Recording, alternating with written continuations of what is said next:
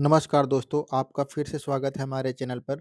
आज सबसे important topic हम लोग पढ़ने जा रहे हैं सर्कुलर 230। ये हमारा एनरोल्ड एजेंट पार्ट 1 इंडिविजुअल का सबसे इम्पोर्टेंट टॉपिक है। ये पार्ट 1 में भी पूछा जाता है और पार्ट 3 में भी पूछा जाता है। अगर आपने इस पर्टिकुलर टॉपिक को इग्नोर किया तो ये मान लीजिए आपने 10 से 15 क्वेश्चन को ही इग्नोर कर दिया और आप हमेशा कन्फ्यूज़ होते रहेंगे। इतना डिटेल्ड में एनालिसिस आपको कहीं नहीं मिलने वाला जो मैं आपको समझाने जा रहा हूँ।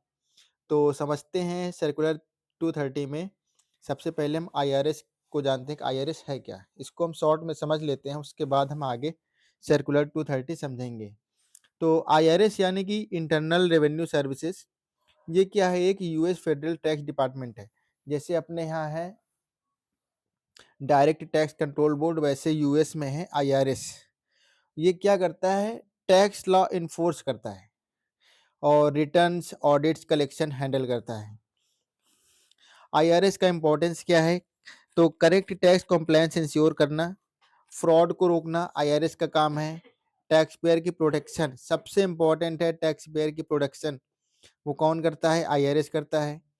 टैक्स प्रोफेशनल की कंडक्ट मॉनिटरिंग कौन करता है? आईआरएस करता है। अब सर्कुलर 230 हम समझते हैं। इसकी डिफिनेशन क्या है? आईआरएस द्वारा जारी किया गया रेगुलेशन डॉक्यूमेंट है एक।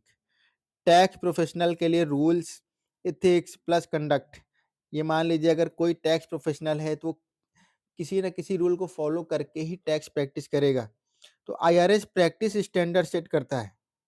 आप उनके स्टैंडर्ड के हिसाब से ही टैक्स प्रैक्टिस कर सकेंगे। तो सर्कुलर 230 किन लोगों पर लागू होता है? सबसे बड़ी बात कि एनरोल्ड एजेंट, हम लोग एनरोल्ड एजेंट हैं, तो एनरोल्ड एजेंट पर लागू होगा। सीपीए पर लागू होगा यानी सर्टिफाइड पब्लिक अकाउंटेंट पर लागू होगा। अटॉर्नीज यानी पावर ऑफ अटॉर्नी किनके पास है उन पर लागू होगा। टैक्स रिटर्न प्रिपेयर, वैसे ये टैक्स रिटर्न हम एनरोल्ड एजेंट ही प्रिपेयर करते हैं, लेकिन अलग से भी अगर कोई प्रिपेयर करता है तो उनके ऊपर भी ये लागू होगा। कोई भी प्रैक्टिशनर जो आईआरएस रिप्रेजेंटेशन राइट रखता है उनके ऊपर सर्कुलर 230 लागू होता है।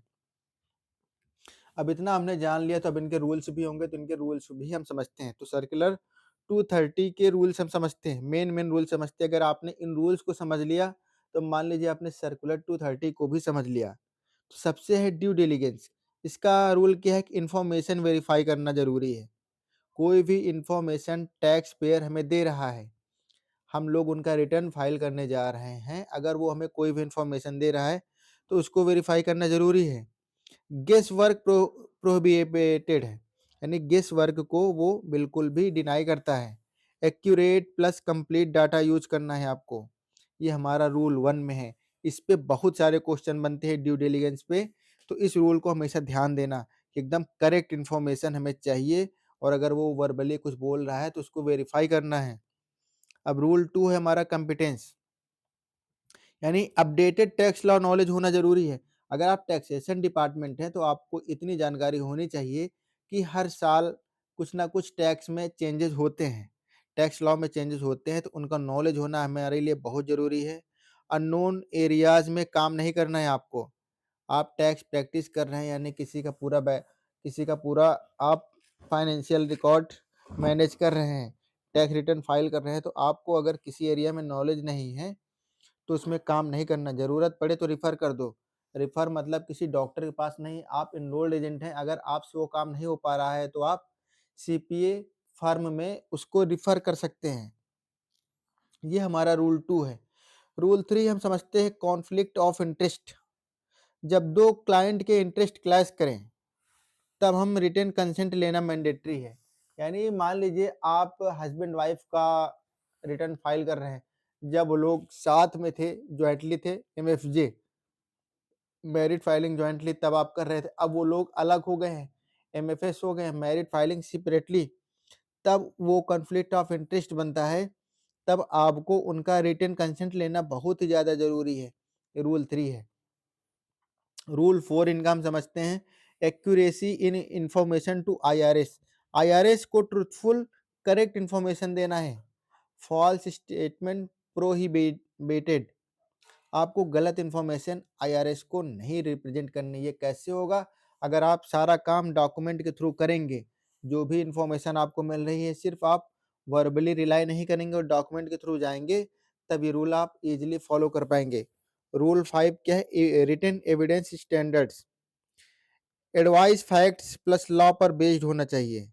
जो भी एडवाइस है आप दे रहे हैं तो वो फैक्ट्स और लॉ पर बेस्ड होना चाहिए। इनकम्प्लीट या मिसलीडिंग एडवाइस नहीं मानी जाएगी। रूल 6 क्या है? Free restrictions, refund percentage based fee prohibited. आप रिफंड परसेंटेज, अगर कोई भी रिफंड मिल रहा है उन्हें टैक्स रिटर्न फाइल करते समय, तो आप उनमें परसेंटेज फिक्स कर रहे हैं अपना।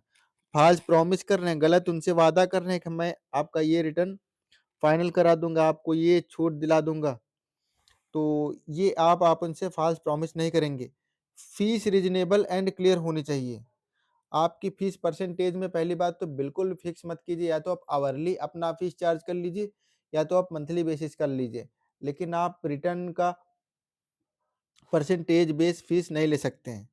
अब रूल 7 में क्या है? Client record and confidentiality. Client record and confidentiality, client के ओरिजिनल रिकॉर्ड को लौटाना, कॉन्फिडेंशियल इंफॉर्मेशन शेयर नहीं करना, फीस न मिलने पर भी रिकॉर्ड रिटर्न करने होंगे। ये सारी चीज़ें हमें अपने प्रैक्टिस में लानी है। ये उनकी गाइडलाइन है आईआरएस की, सर्कुलर 230। अब इनका रूल 8 हम समझते हैं। Prompt IRS matters handling. IRS notices audit delay नहीं करना है।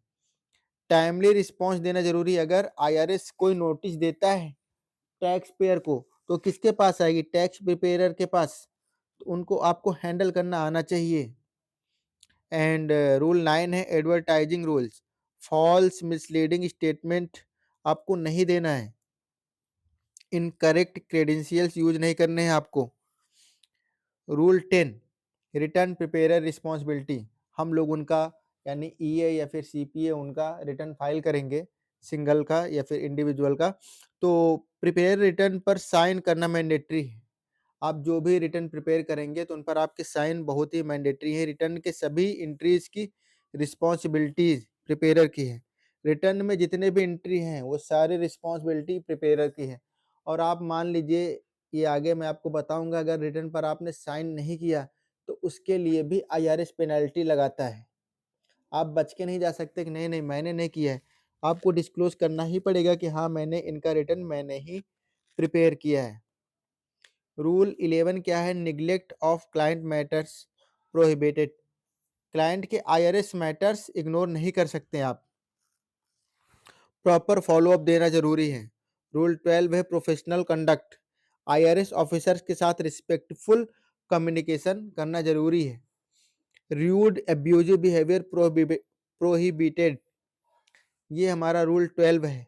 रूल 13 है penalties, warning, monetary penalty, suspension, disbarment, IRS practice से कंप्लीट बैन। हम उनका रिटर्न फाइल करने जा रहे हैं तो हमें पेनल्टीज की भी जानकारी होना जरूरी है कि अगर मैंने ये एक्शन लिया तो मेरे ऊपर क्या पेनल्टी लग सकती है। कभी कभी वो इतनी पेनल्टी लगा देते हैं कि आपकी पूरे साल की सैलरी चली जाएगी, आपका लाइसेंस रद्द हो सकता है। इसके बारे में हमें जानना जरूरी है। तो अब सर्कुलर 230 की फाइनल समरी हम समझते हैं।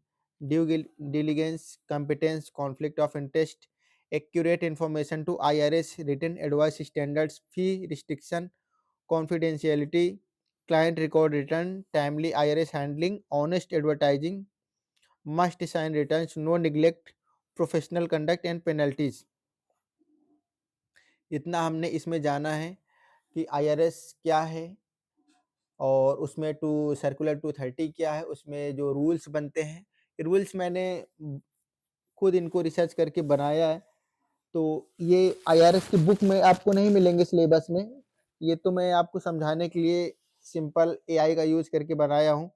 अब इसमें किस टाइप के एमसीक्यू आते हैं उसको भी हम समझ लेते हैं। अगर हमने एमसीक्यू को टाइप समझ लिया, तब मान लीजिए कि हमें एमसीक्यू सॉल्व करने में बहुत ही इजी होगा, और कभी हमें रियल केस मिलेगा तो उसे भी सॉल्व करने में हमें बहुत ही इजी फील होगा। तो चलते हैं एमसीक्यू की तरफ, किस टाइप के आते हैं और इन्हें कैसे हल करते हैं। तो इनके एमसीक्यू में सबसे पहला टाइप है, सबसे पहले आपको करना आइडेंटिफाई द रूल। सर्कुलर 230 को आपने अगर पढ़ा है तो उनके रूल्स को भी आपको आइडेंटिफाई करना होगा। अगर क्वेश्चन में लिखा है कि कौन सा रूल वायलेट हुआ, तो अप्रोच कीवर्ड पहचानना है आपको, जैसे फ़ॉल्स इन्फॉर्मेशन बोला, फ़ॉल्स इन्फॉर्मेशन है, तो एक्यूरेसी रूल का है। अगर गारंटी रिफंड फ़ी रूल एडवर्टाइजिंग का है ये। नो वेरिफिकेशन अगर ये बताता है तो ड्यू डिलिजेंस का है। सबसे ज़्यादा यही पूछा जाता है ड्यू डिलिजेंस का।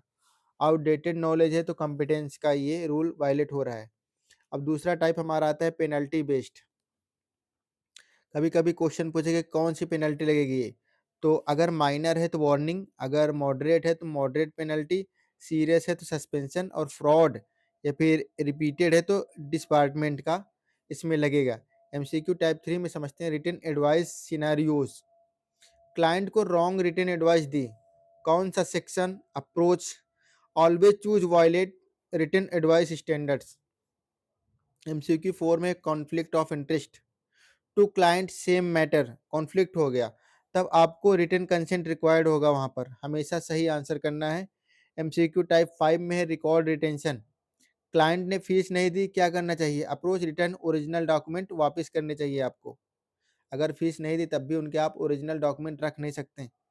अब एमसीक्यू सॉल्विंग स्ट्रेटेजी को भी समझते हैं हम यहाँ पर, कि रूल्स को पहचानना है, हर क्वेश्चन एक ही रूल हिट करता है।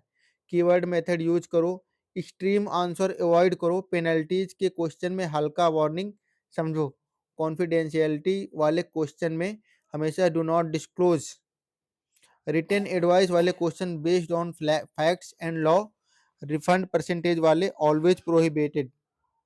इसका वन लाइन शॉर्टकट यही है कि सर्कुलर 230 का हर question ethics plus correct behaviour पर बेस्ड होता है। तो ये था हमारा सर्कुलर 230।